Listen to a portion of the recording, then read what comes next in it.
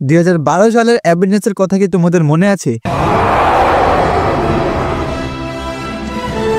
আকাশে একটা হোল থেকে হাজার হাজার এলিয়েনের আক্রমণ, তাদের কাছে ছিল কসমিক অস্ত্র, উড়ন্ত প্রাণী, আর তাদের বিপরীতে লড়াই করেছিল মাত্র 6 জন সুপারহিরো।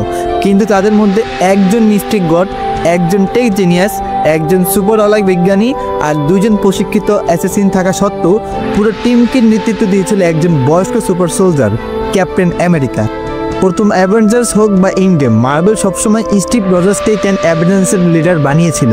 স্টিভ চরিত্র বিশ্লেষণ করলে বোঝা যায় এর কারণ তার মোটিভেশন বা অভিজ্ঞতা বা স্মার্টনেস নয়, বরং তার সেই গুণটি যা তাকে শুধু একজন পারফেক্ট নেতা নয়, একজন আদর্শ মানুষও বানিয়েছিল।